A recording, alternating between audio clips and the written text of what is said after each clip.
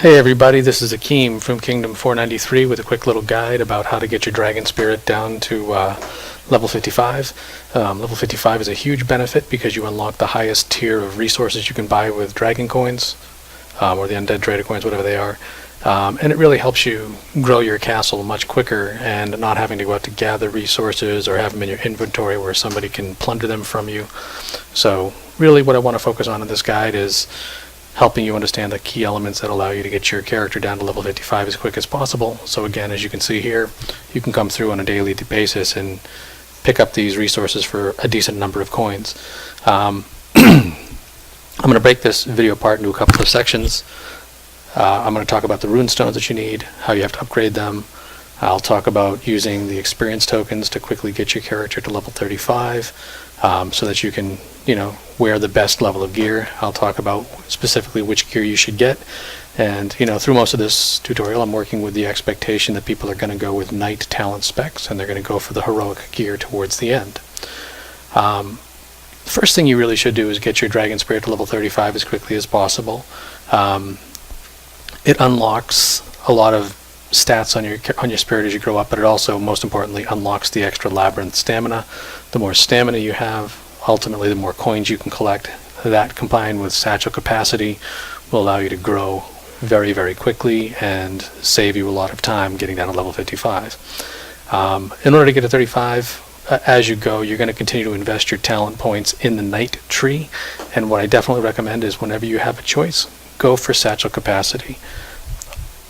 This character has already reached it, so what I've done is I've broken out into the 3 trees to get maximum satchel capacity. But normally as you're leveling up with a knight, you want to continue down this path until you get the knight recovery. This heal is key to being able to get down probably a few levels deeper than the other specs would, a little quicker. But then again, you continue growing, you continue to get satchel capacity so you can carry more coins, and you get the idea. Just to show you, really quickly, the satchel capacity here is really key to everything. The more satchel that you have, the more coins you get, and of course, in return, the more resources you can pick up. So most of my characters towards the end, they have between 1,200 and 1,300 satchel capacity. You run the labyrinth every day and a half or so, so if you think about it, you can kind of get ahead. With the rune stones, it's important to understand that less is more. Instead of filling up every single rune stone in your character, you want to grow the few rune stones you have as high as you need. In this case, I'm actually showing you only the rune stones you need to get there. So with the defense, a +4, a +4, a +3. With the hit points, a +4 and a +1. With the attack, a +4 and a +4. The soonest you can get these gemstones to +4, the better they are. So it'd be better for you to get 1 gemstone to +4 instead of 4 gemstones to +2 or whatever.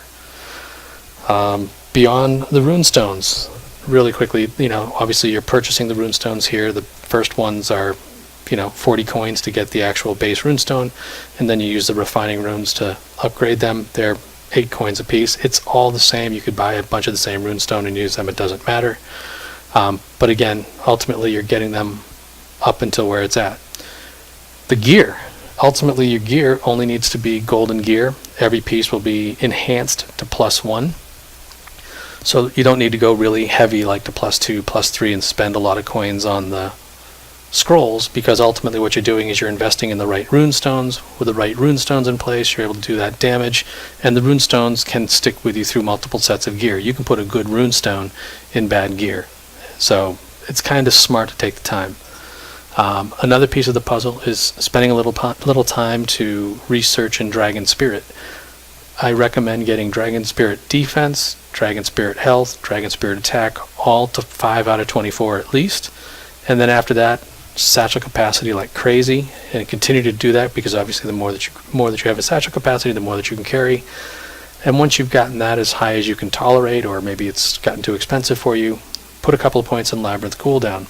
The more points you have in Labyrinth cooldown, the quicker you can do the Labyrinth again, the faster you get coins, and that also allows you to buy these resources at a little better pace.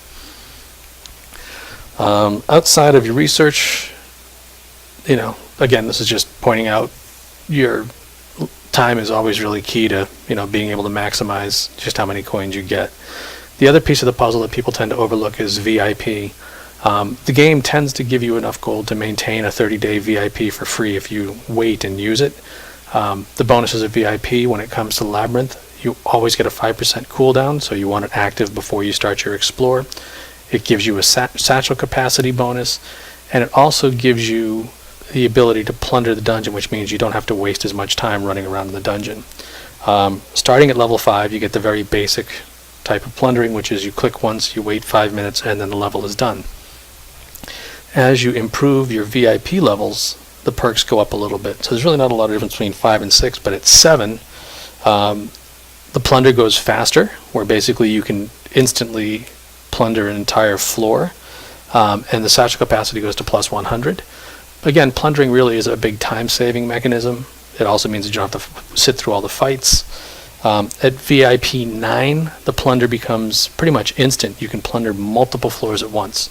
So the deeper you get, the more floors that you've unlocked for the plunder, the easier it becomes to pick up the coins. And then if you can push to VIP 10, you get another 50 bonus satchel capacity. So generally, the ideal situation here is Labyrinth 55 with VIP 10, and it really allows you to go and basically, get your maximum coins in a matter of seconds, and I'll show you that at the end of the video, just how easy it is to do an instant plunder. So, in the end, this is kind of stepping through the basics of what it takes to have a character that can successfully get down to level 55, which unlocks the tier. With regards to the VIP, the easiest thing to understand is using the Crystal Spire. You can use the safe crystal collecting, so I usually go to the level 2 because these are just my farms. I don't pay attention to them. They can gather here all day long. They can never get attacked. They're safe. And what I do is I redeem the crystals for the 100 VIP point tokens. It takes a bunch of them, until you finally get up to VIP 10, but it's well worth the investment of your time and your crystals to go through the process. Once I've done that, I'll also go through a run to surpass level 5 so that I can unlock the 100,000 iron purchases, the 25,000 silver purchases, so I can pick up 5 stacks of 500k iron, 5 stacks of 25k silver every day. And then, even if you push a little deeper down in the dungeon to the Crystal Spire, if you push a little deeper to level 10, you actually unlock a second batch of 25,000 silver. So you could theoretically grab, 250,000 silver just from the Crystal Spire every day, on top of the resources you get from the Labyrinth. So, spending the time and taking the time to really flesh out these two elements of your character, or your farms, or whatever, really will allow you to come here and reap some crazy rewards from a resource perspective. So, it starts out with really slow rewards and benefits, but when you get down to the bottom tier, you can get 9 million wood for 175 coins. You can get 4.5 million food for 175 coins. You can get 220,000 silver for 165 coins, or 840,000 iron for 160 coins. And then if you even wanted to, you can go one level lower. You only get 420,000 iron, you only get 110,000 silver. It's the same amount of coins, 160, 165. But if you think about it, for 650 coins a day, you could get, 1.36 million iron and 330,000 silver that nobody can ever plunder from you. So getting the satchel capacity, getting these coins, and letting the Labyrinth happen as quickly as possible is a huge advantage to helping you basically get resources in places where nobody can attack them to take them from you. So you're just banking up resources. When the time comes when you need to do a big stronghold upgrade, or you need to do some big research, or you need to drain a bunch of troops, you can just go ahead and attack your farm, use these items as you need to throw them in your inventory so they can be attacked. Real quickly, I just want to run through a little chart that I made that shows you, some of the elements here. In the center here is a long list of the experience, the points that you need to get to each level. It takes into effect how much it costs to buy the various, silks and fire opals and all the ingredients and all of the armor. So if you want to stop and just look at this chart for a bit, it covers how many VIP points you need for the level, how many little 2,500 XP tokens you need. So you can see that, to get to level 35, you'll have spent 3,402 tokens, roughly, coins for the tokens to get yourself down to that level. I factored in the green gear, what it costs to put the different materials together, the purple, the gold, and then enhancing it with +1. So all of your gear would cost you 23 coins, and about 75,000 steel. And then down on the bottom is a section for the rune stones that talk about, how many coins you'd have to spend to get the necessary refining stones to get defense +4, defense +4, defense +3, attack +4, attack +4, hit points +4, and hit points +1. So as you can see across the whole thing, you're looking at somewhere around 14,000 coins from the labyrinth total to be spent, and that's what it would take to unlock 55. In the background, I'm just really kind of flipping through a couple of screens showing you, this is how I figured out what was needed to craft whatever. This is what it takes. This is what sockets it's got and stuff like that. But, the key being early on, get as many coins as you can, level up your spirit as quickly as you can because that unlocks the stamina, which allows you to go, and spend more time in the labyrinth at once and go deeper. And once you've done that, you're focusing on improving your VIP and starting to improve your rune stones in your gear to get you down to level 55. Again, the knight spec is the easiest way to do it. It's the fastest character that's going to get you there, and that's really all there is to it. Finally, I just want to show you a quick run through of what the plunder is like once you've gotten up to level 9. Literally, you're going to get the email saying, hey look, here's your coins.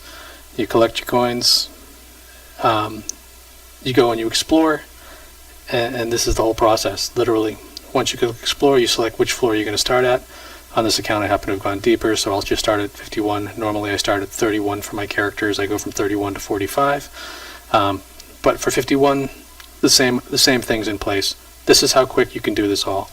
You click on Plunder with VIP activated. You scroll all the way over to the side, and then you click the Plunder button, and it's going to burn all of your stamina, chew through a number of levels in a matter of a second, and here are all your coins. So as you can see, just like that, I've gotten almost 1,200 coins out of the dungeon. I streamline out of the stuff that I want, and you can continue on. So hopefully this guide has been useful to you and shown you just how easy it is to, get a significant number of really high quality resources for you on a daily basis to help you level your castles and kingdoms on King of Avalon. Thanks for watching, and have a good day.